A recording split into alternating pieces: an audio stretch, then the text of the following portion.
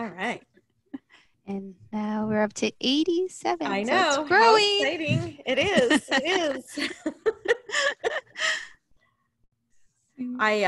is. Starting this virtual school in our district, we've been, we hosted Zooms like to get, so people would understand the program. And the first one, like 80 people signed up and 60 people attended. I'm like, okay, no problem. I had the chat open for some questions and everything. Overnight for the next one, it was when LA County closed their school and San Diego announced the state got shut down again, basically into what lockdown, whatever. And they announced this school happening was the splash page for our district. 900 people signed up for that Zoom. Oh my gosh. And I went and looked at that spreadsheet and I'm like, 900 people. And I know it was, everyone's in that fear and panic mode right now. Right. So when we had to send out the message that said, sorry, only 100 people can join our Zooms because we don't have the enterprise account. And so we'll record it for you and send it to you. And I didn't turn that chat on because I'm like, oh no. Oh my gosh. Off. Speaking of that, do you want them to be able to unmute themselves? You know, or do you want them mute?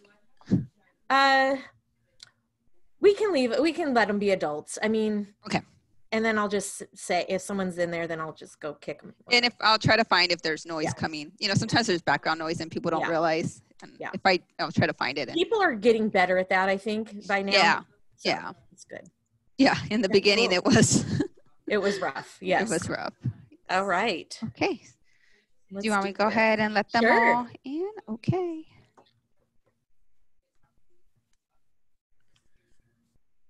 They're mandated. Go. Hello and welcome.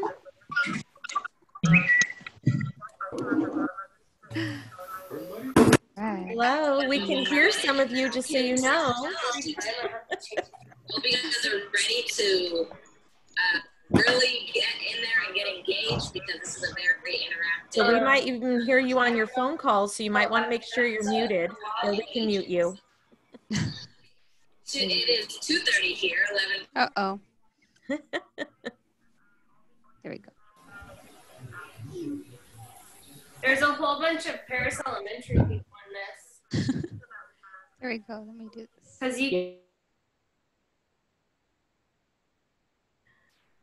All right. All right. Good idea. And let me just go ahead and take off. Hey, Kristen. All right, everyone. Good morning, or good. What time is it right now? Morning. Yeah, still morning. My name's Melinda Schneider. I'll be your moderator for this session. I'm here to support both you and your presenter and the presenter. So if you have any questions or need help with the Zoom interface, you can use the chat icon at the bottom and find my name, Melinda Schneider, and send me a direct message, and then I'll do my best to help you with your concern. If you would like to connect with us on social media, we're using the hashtag #IEGoogleCamp, and you can connect through Instagram or Twitter. And again, if you need help, you can direct message me, or if you need assistance with SCED, if you go back to that main page and click on the help icon, there's a ton of references there to help you out. The title of this session is Plan the Perfect Week with Kimberly Voge, and here is your presenter. Hi all, welcome. It's so great to see all of you. Oh my gosh, I wish I could see you in person right now. This whole Zoom thing is not as much fun for, I get my energy from people. So thank you for having your cameras on and letting me see your smiling faces and everything, get some feedback. There's 5 pages of you attending today, so this is really awesome. I'm really glad you are here. So I dropped the links to the session in the chat. So if you need that, I'm going to try to monitor the chat, but Melinda's going to give me help with that. And I see some friendly faces out there with some people I used to work with. So awesome. Welcome, welcome. We're going to go ahead and jump right into this. So I totally understand if you have decided, you need to walk with your feet or walk with your Zoom at that point. So if this isn't meeting your needs, you're not going to hurt my feelings if you have to leave. It's all good. I'll never even know. Today's session is called Plan the Perfect Week, and it is built on a lot of what are called edu protocols, if you're not familiar with the term. And I'm going to go over that. But I did this session a couple months ago for a group, and the person said, well, it was all these edu protocols, and I didn't know that from the beginning. And so it would have been nice to know. And it was kind of like knocking the free PD that they got. So I just want to be clear that I'm going to be going over how to plan the perfect week during distance or face-to-face learning using these lesson frames called edu protocols. So I'm going to present my screen now, and here we go. So feel free to make a copy of my slides. That's what they're there for. And a little bit about myself. This is my beginning of my 27th year in education. I've taught all my years in Placentia-Yorba Unified School District, right next to Corona. I actually live in Corona, and I'm on the dreaded 91 freeway there. Some of you can relate. And I, this year, am starting up a virtual school in our school district called Buena Vista.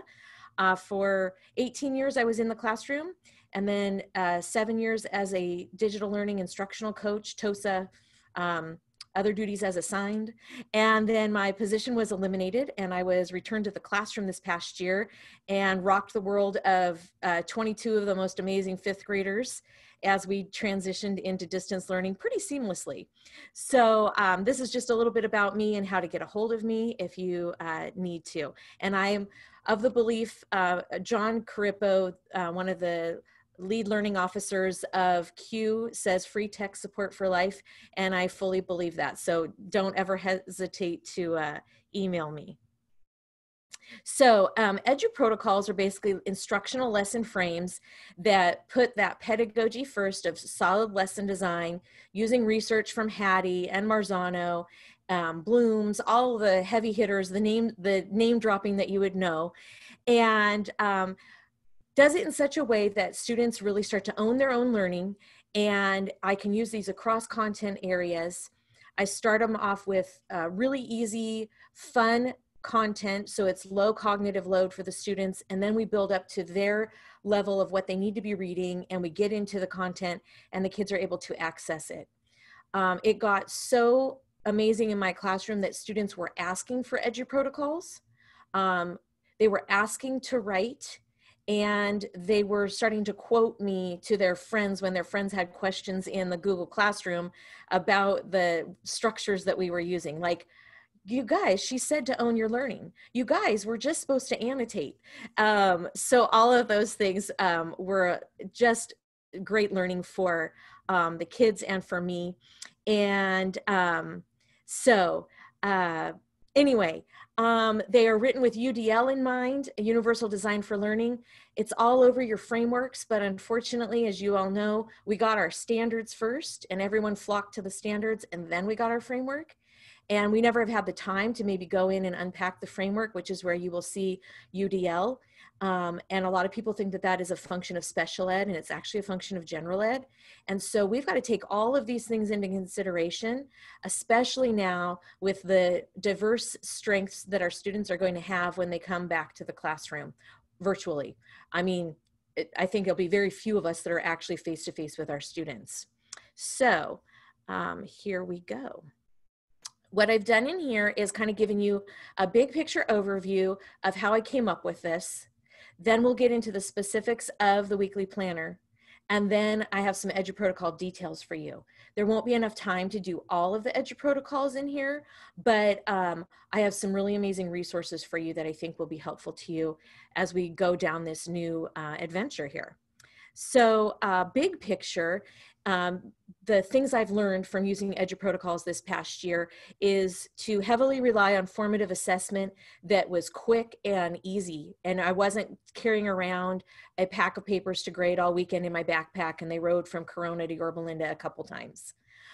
providing feedback for my students, real-time feedback that they could get, like over-the-shoulder feedback.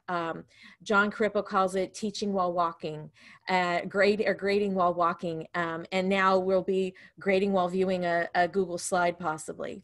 And the repetitive nature of the edu protocols, again, I thought my kids would get bored with them, and they really started requesting them. When I was out for a sub, it's like, Mrs. Voge, don't leave us all that stuff to do. Give us some cyber sandwich and an Iron Chef. And they started like writing my sub plans for me. And what could be better? I just had to insert my content. And it streamlined my planning. When I came back to the classroom, I was with a new language arts series. We are a benchmark advanced district.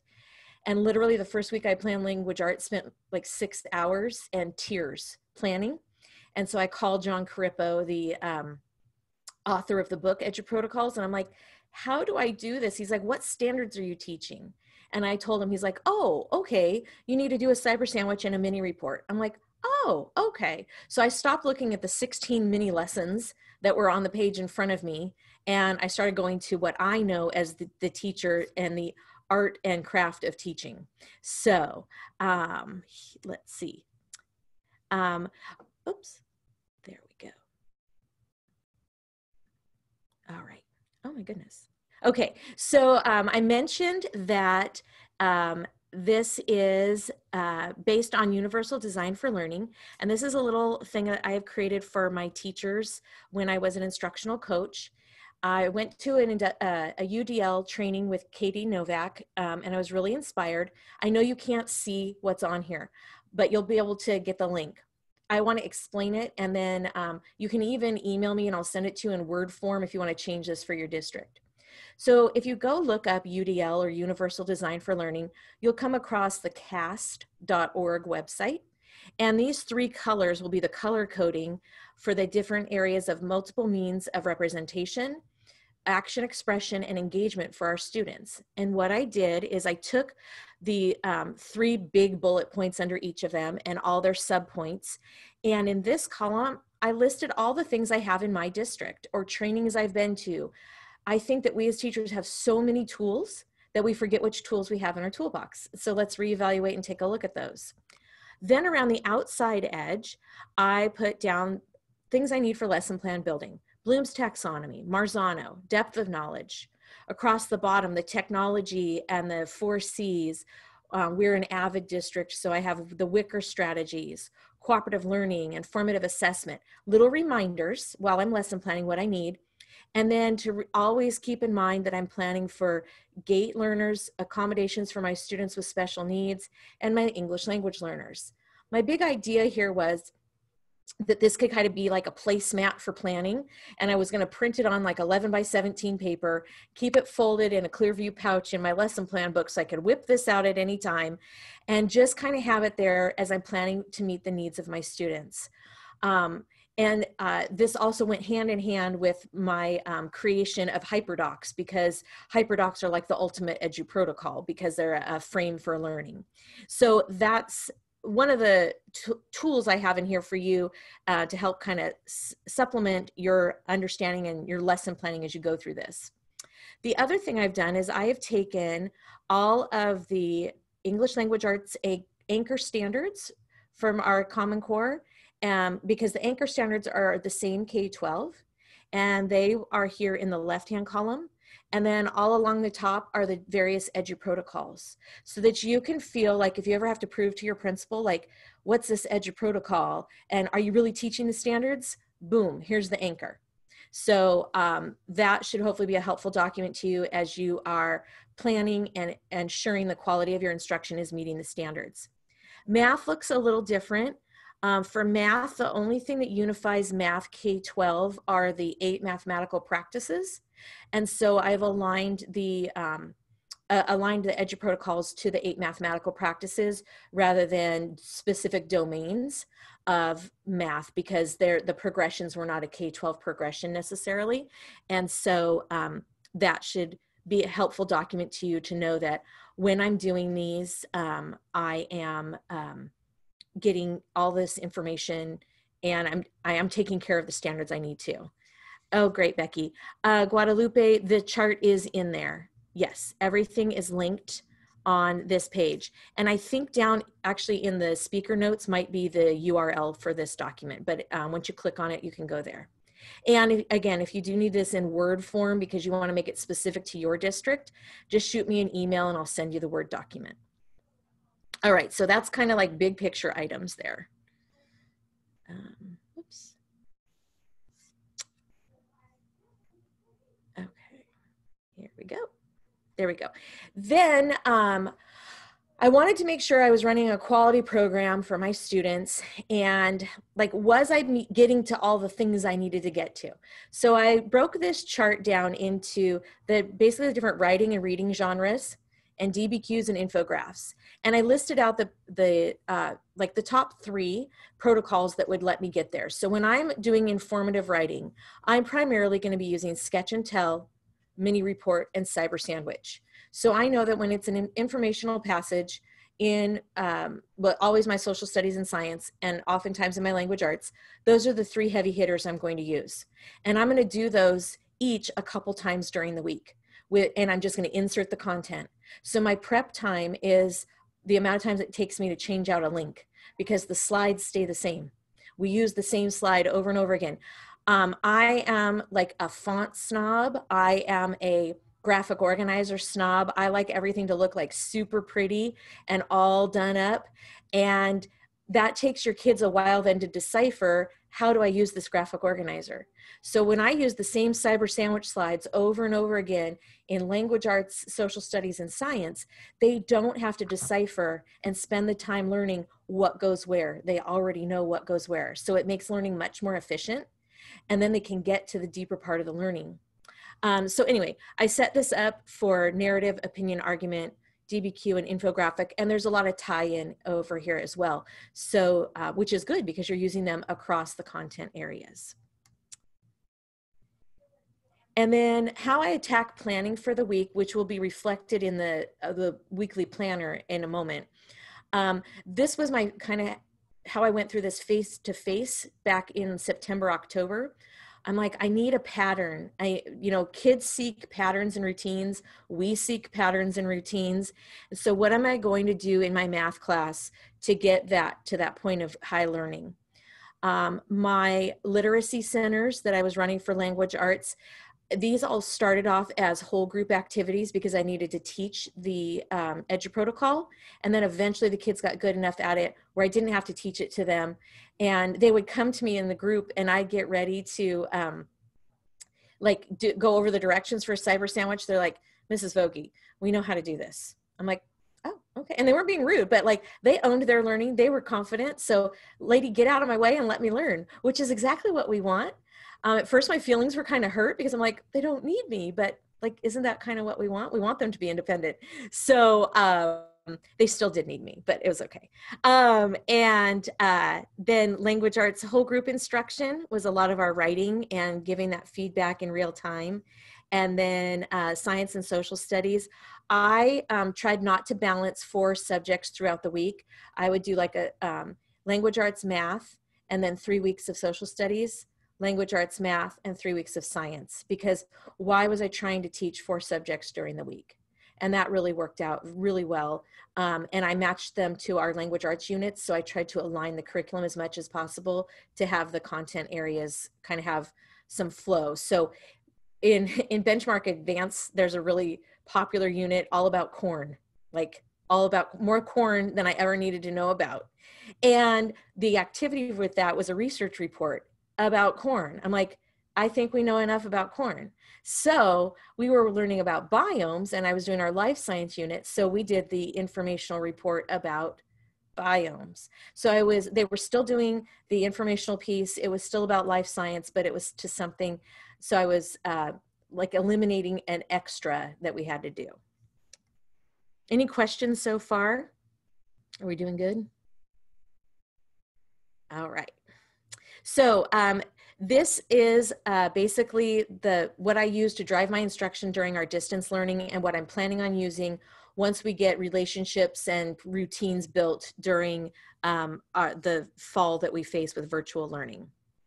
So what I've done here is kind of laid out how you could plan a week basically you could take and copy and paste this and move things around to meet your needs. Perhaps you want to start with a math rep, which is an EduProtocol. There's a whole website that's linked on the next page that Lisa Nowakowski and Kristen Morales, who's in our session right now, and Jeremiah Roosh have put together.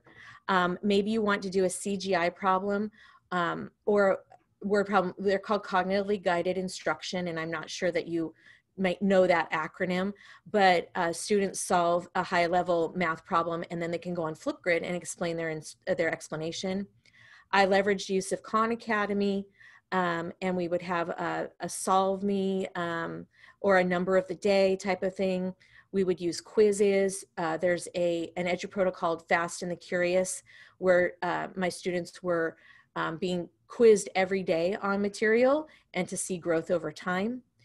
There's a website called Which One Doesn't Belong, which is great for teaching kids how to argue a point in math, and even some SD mysteries. And all of those resources are on the next slide. So when you start putting these all together, they form a really comprehensive math program.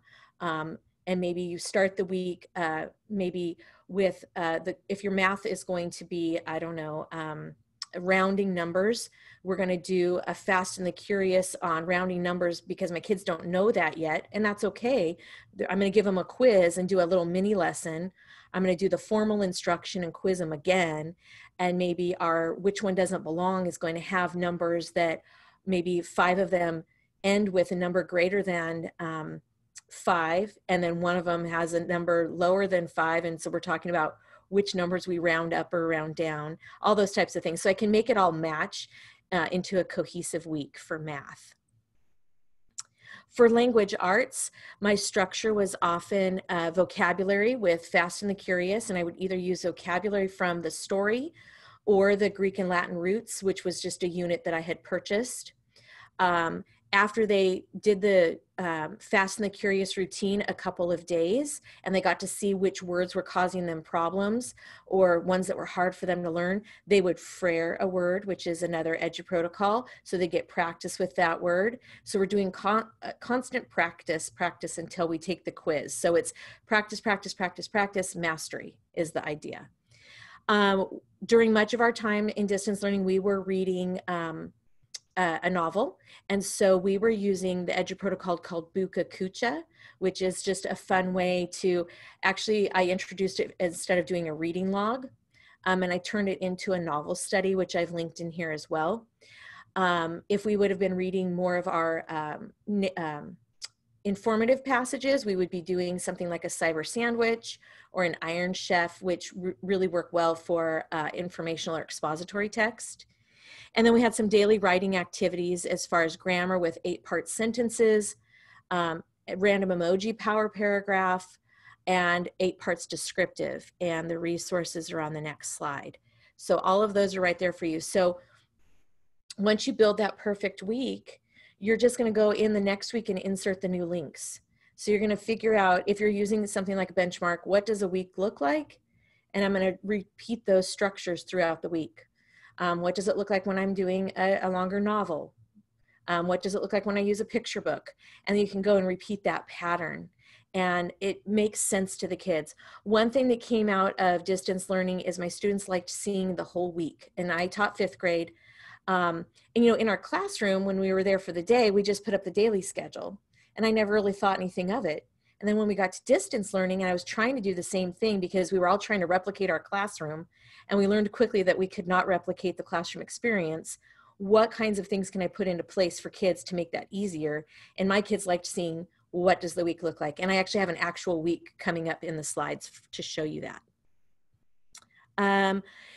I made a slide out here just of the writing supporting resources. I kind of grouped them by narrative, opinion, and informative, which should match your writing goals. Cyber Sandwich and Iron Chef kind of go across all genres, really. I seem to use them more in an informative and opinion, but they can be used everywhere. And then I just put some other EduProtocols listed in here, and these are all linked to informative slides that will teach you that, or the template that the website eduprotocols.com provides a lot of these templates already. And I actually have a bonus feature for you at the end, something I've been working on.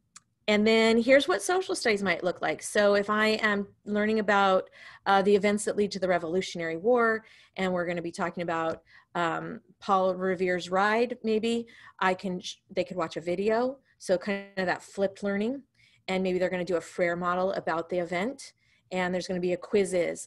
Quizzes is great.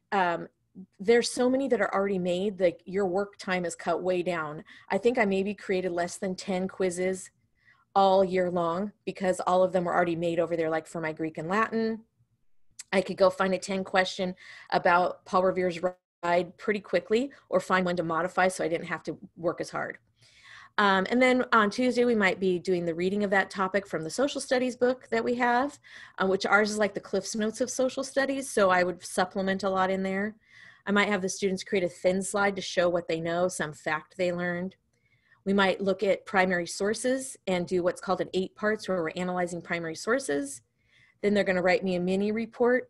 For those of you who might be of my generation, when we had to go to the library and use the card catalog, that's basically a mini report. You could think of it as having the 3 index cards in front of you where you were writing your notes from your various sources, but the kids are going to be doing this probably on a Google Doc and filling in a table. And then by the end of the week, they're going to be telling about what they know on a flip grid, so I can see that they have learned stuff over the course of the week. In science, it looks kind of similar as far as starting the week with a video.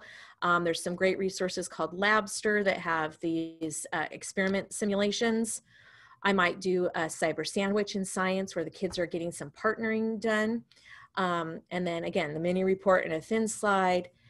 Maybe I'll find a video or a song to go along with the science concept, a sketch and tell, which is another EDGE protocol. And again, I'm going to go over some of these in here looking at our time, and then a flip grid. So that's what my vision was with planning the perfect week. Like, I'm going to get this routine put in place, and then each week I'm just going to go change the links out. And how that looked for kids. This is an example from during distance learning. And what I would do is I would make my slide deck for the week, and then I would make a little 2-minute video overview, and you can watch that here. We're not going to watch it because I hate hearing myself on there. I tried to keep it to 2 minutes, just a little walkthrough. And I actually sent this to parents. I sent them the slide deck, and I sent them the video on Sunday afternoon. So they knew what their kid was ready for the week. I did try to do some badging in there, but it didn't go over real well. So don't complicate your life, but it's there if you want to see it. And so basically my kids would get this in that video, and we zoomed at 11. So they had all morning whenever, because some of them were up at 6 and some of them rolled in at 10:30, they could start working on their work. And then if they had questions at 11 o'clock, we could go over that. During that time from March to June, we did not do any like live instruction per se. We were doing a lot of review of content. And so that's evident in the activities that I did. I wanted to make sure my kids were super skilled at their number sense standards. And so I focused a lot on that rather than going into the geometry chapter or something kind of obscure. I kept to, if I can make sure that they know how to add, subtract, multiply, and divide, fractions, whole numbers, and decimals, I think the 6th grade teachers will be very appreciative. So our week consisted of a lot of the math reps, which are already all created for you. All you have to do is like insert a number or 2 in there. If you ever used Mountain Math or Mountain Language, the math reps to me feel like a Mountain Math, but just in a much easier one sheet approach where I don't have to get up on the wall and turn all the cards over if any of you ever had Mountain Math. I used Khan Academy, and then they had solve their problem. They kept track of their score on quizzes for me. I could have assigned it through Google Classroom, but this was just for them to see their growth over time and see that they were understanding the concepts. And then in language arts, they did engaged in the Fast and the Curious. I set it to practice mode over in quizzes. So they would just record their score and they get to use the flashcards online. They would pick a word on Thursday to Frere, maybe one that was causing them difficulty understanding still. And during the week, they were working on their novel study, which was a series of independent activities that I have in here for you as well. And then they were writing those, using sentence parts to go over the different types of sentences. We were writing paragraphs with the random emoji edu protocol. And then we started in on our descriptive writing. I didn't do any like full essays or anything in there necessarily.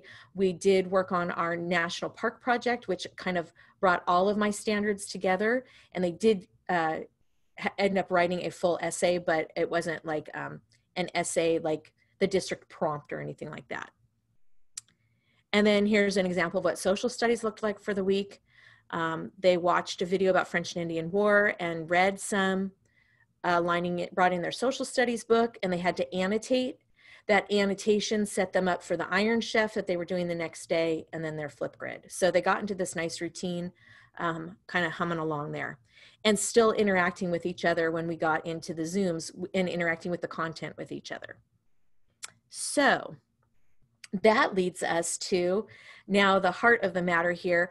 All of these links on this page will pop you to the different edu protocols that I have in here. And I've set them all up pretty similarly, where I give you like the information about like what is a fast and curious.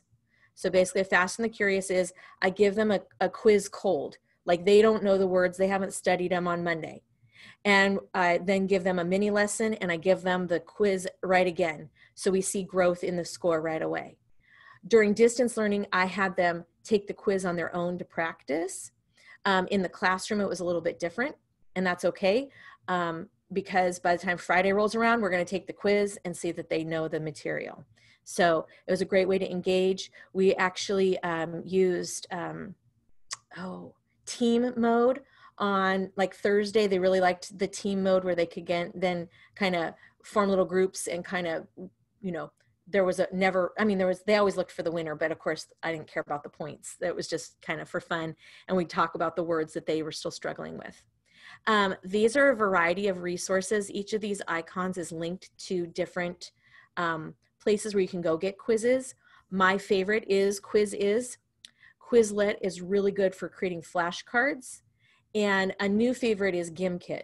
And it's really fun, and the kids kind of like can double down their money and send out like zingers, like if they can end up bankrupting their friends and stuff. So it's kind of fun. And then Socrative is great for open-ended questions, and Kahoot is good, but I like the fact that in Quizizz, my kids don't have to go one question at a time and wait for the class. They get to go self-paced. So that's just an overview of Fast and the Curious.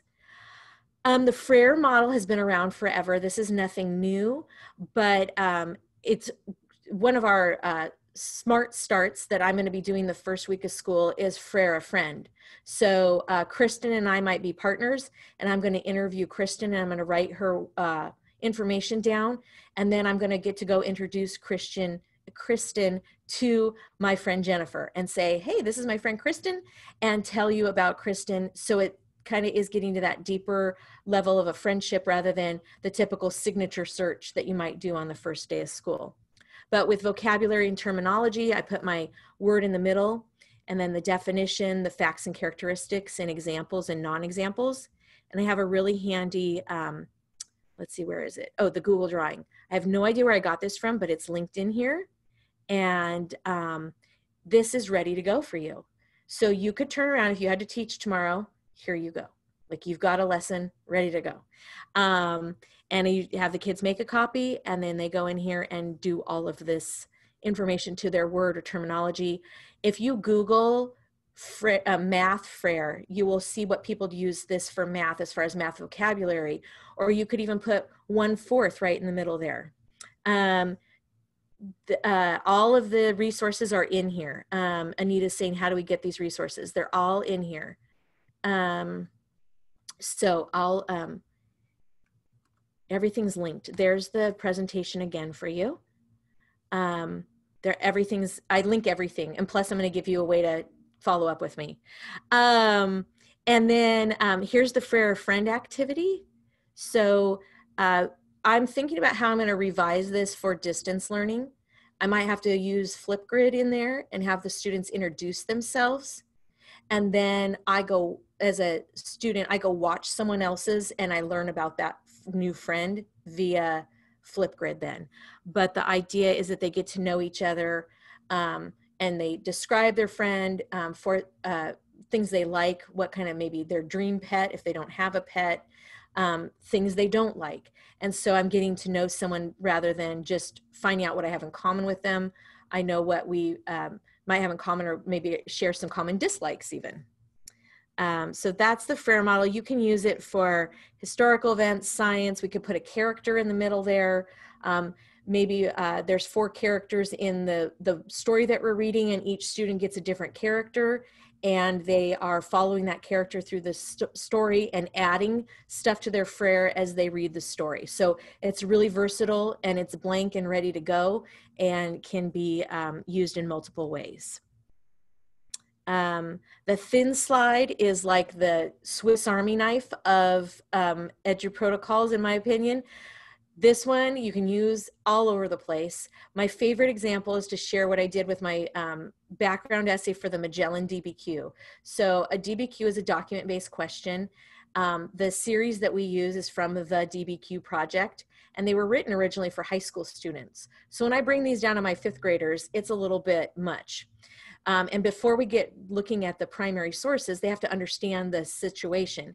And so this one was all about Magellan and what he did to circumnavigate, or send out the ships to circumnavigate the globe, because he didn't make it because he got killed in an uprising.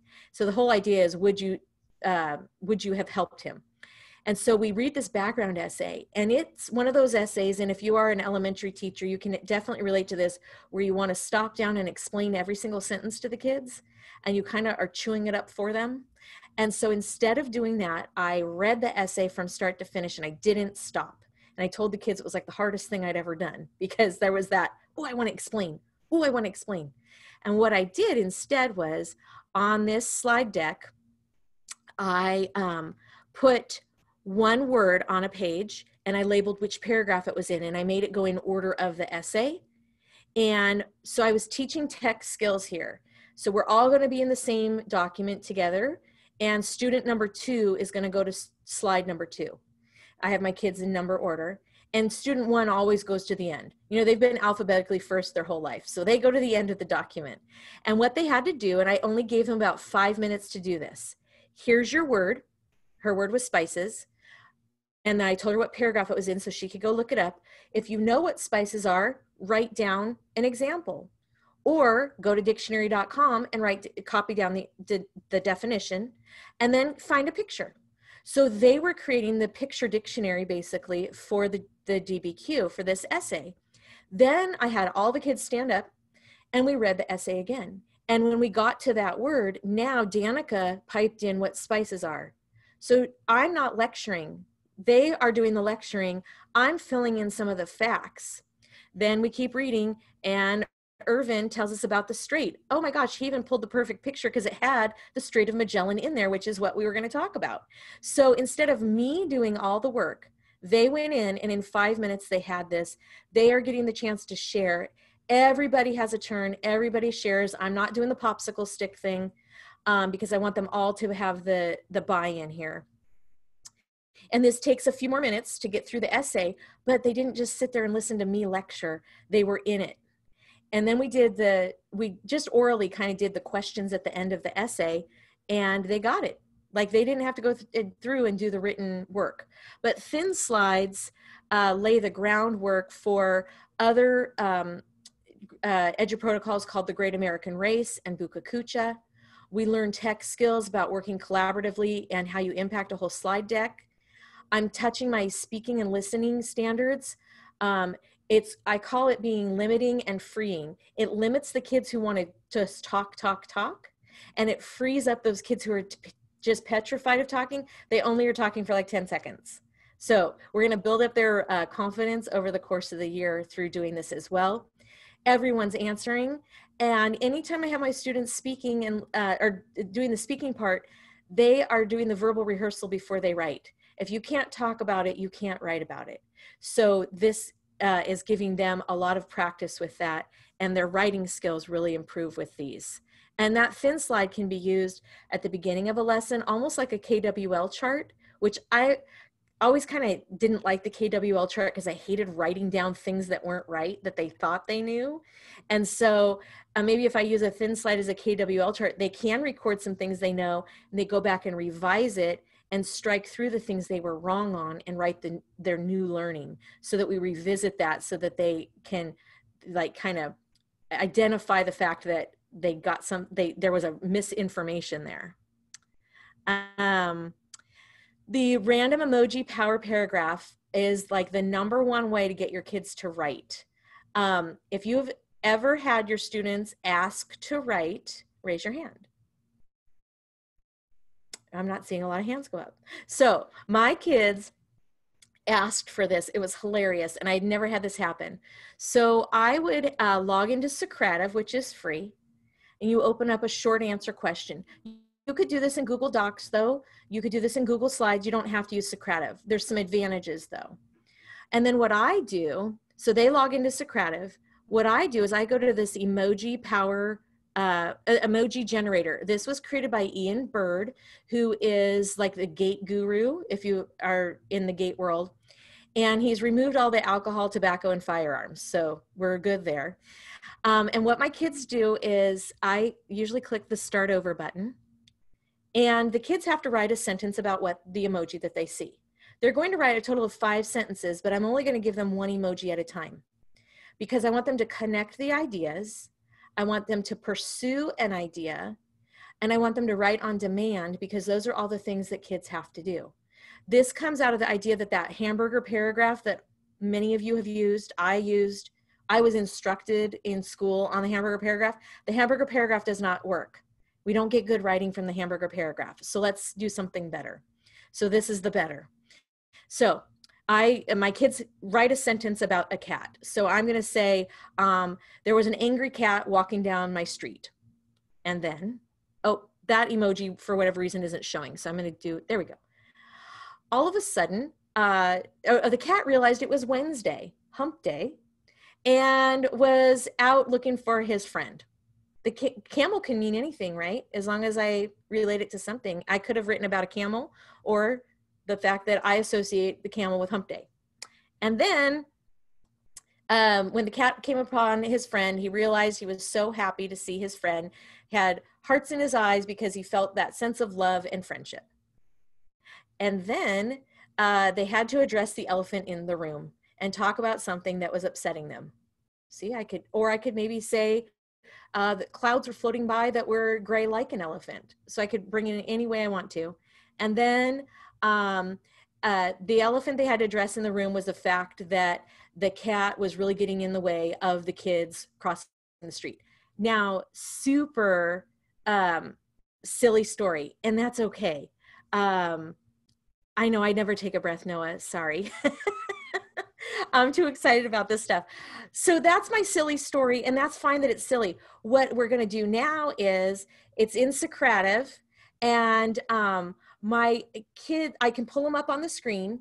Actually, before I put them up on the screen, I go look and see if I have any kids who are being naughty and writing inappropriate things, and I can kick them out of the writing. And so sad, too bad, you wrote something inappropriate. I usually take a screenshot first to send their mom and dad, because we're gonna take care of that.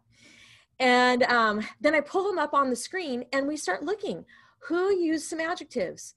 Who's got a capital sentence, a capital letter at the beginning of the writing? Who's got the periods in the place? Who used an appositive? Did anyone use some complex sentence structure? All of those kind of grammar things, and that builds over the course of the year, of course. Who has some adverbs in there? And then I turn it out to them to vote. Now, they're always going to vote for the silliest one.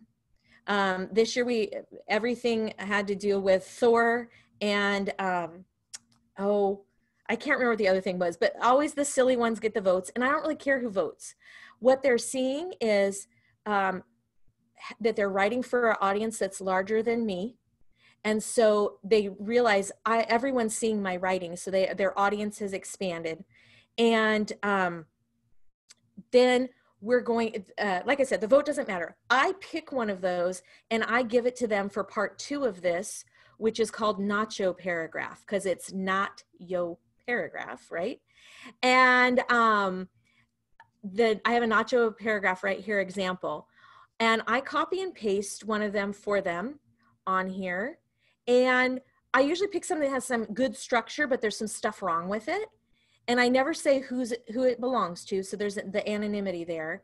And then they retype it down below. So we're getting typing practice that's not like time typing ninja keyboard, blah, blah.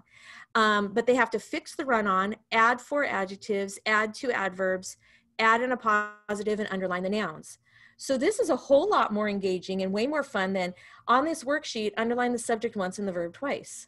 Just gonna say that I think it's better than that. And over time and the feedback I give my kids, I started to see a lot of improvement in their writing. So that is the iteration of going from random emoji power paragraph to the nacho paragraph.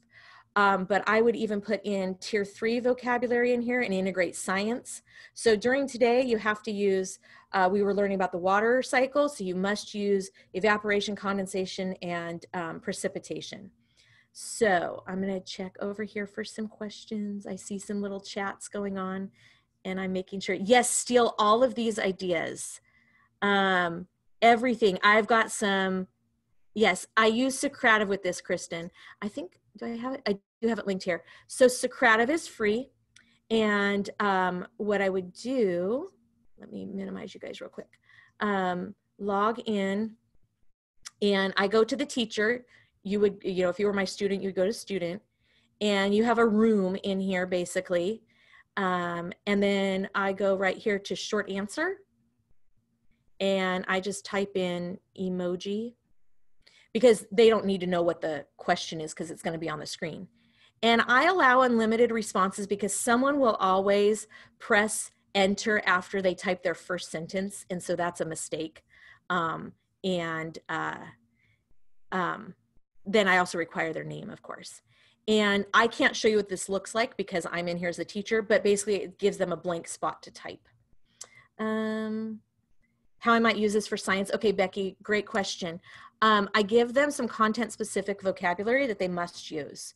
And so maybe today, if we were using the Boston Massacre, when we go into the emoji, into the random emoji, they must use redcoats, they must use colonist and conflict or something like that. Okay, I think we have like 5 minutes. Am I right on that? Yes, 5 minutes. Okay. Okay, cool. So I'm going to pop out of here real quick. And let me get out of present mode. Come back to me. Okay. There's so much in here. Hi, Thelma. Sorry, I just saw that. It was a lot. I kind of am an oversharer. I'm sorry, Crystal. It's what I do.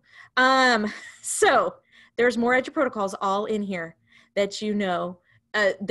They're just, I gave you as much as I could in here. There's not a video yet. I'm working on it. But what I want to get to is this.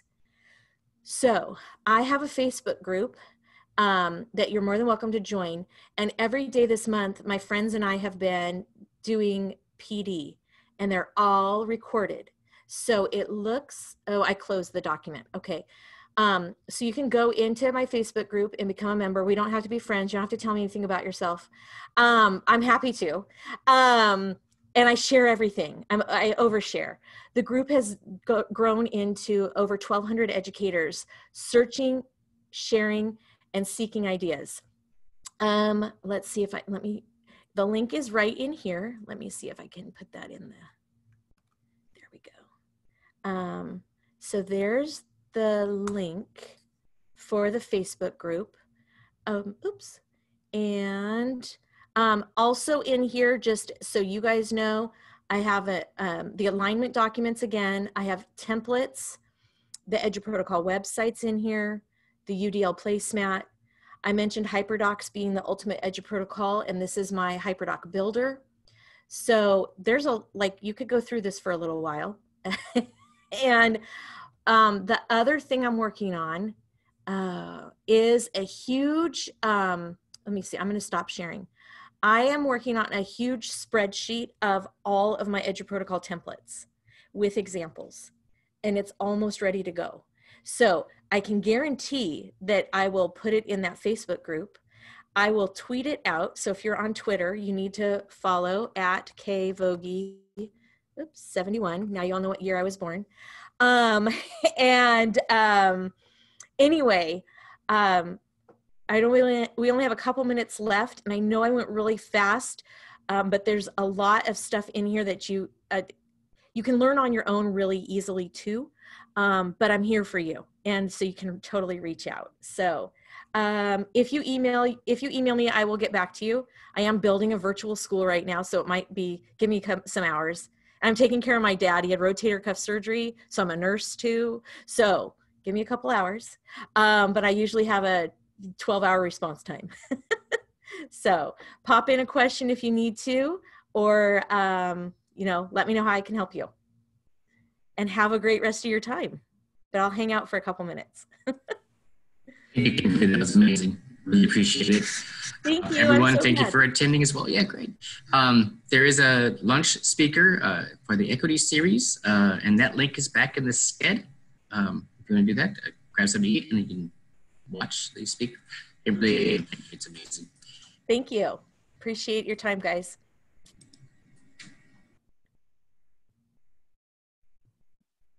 Thanks, Kim. You rock. Hey, thanks, Kristen. You do too. You're a total rock star, man. Everything about that, I was like, yep. And I'm gonna do emoji paragraph with Socrative as just a team building activity. Yeah. Teach them how to use Socrative. Right. Just make it fun. Those first 3 weeks are going to be all about team building and fun. I told some parents were talking to me, and I don't think they liked my answer, but I said, we're not cracking the spine on the math book the first 3 weeks of school. Yeah. Not necessary. Nope. You got to teach them the routines and get them to want to work with you and get them to know each other. So I'm definitely going to do that in math class too. Awesome. Random emoji in math class to learn Socratic. Of course. Awesome.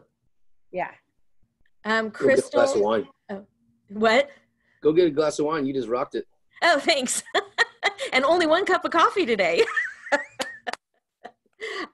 Crystal, I don't have any suggestions on students with behavior disorders as far as protocols for that. There's nothing specific. I know that these worked for, I had a wide variety of students in my class, and this worked for a lot of them. And it allowed me to, like my gate kids who need to fly higher, I could adjust on the fly for them, and then bring it down a notch and really break the skill down for my students who were struggling, whether it be a learning disability or I did have one pretty significant behavior issue. So, and we got pieces and parts of it done. Hi, Kimberly. I just wanted to say thank you so much for the PD. This is like the best PD I've ever been to out of my 3 years of teaching. So thank you so much. And yeah. Oh, I appreciate it. Thank you for letting me know that. I hope you have a great day and learn lots.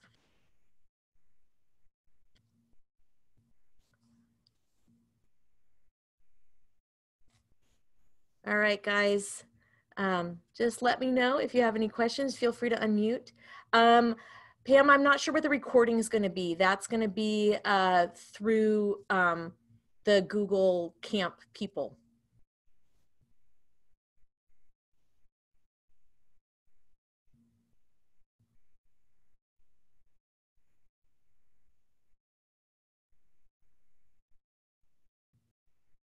All right. Well, I'm going to go ahead and press end because I don't see anyone have any other questions. Oh, the link. Okay. Oh, let me go back and get the link again. 1 second.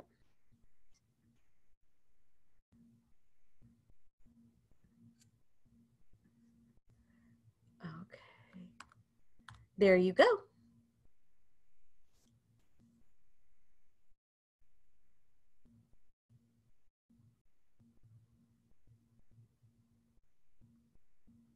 Anytime, Tracy.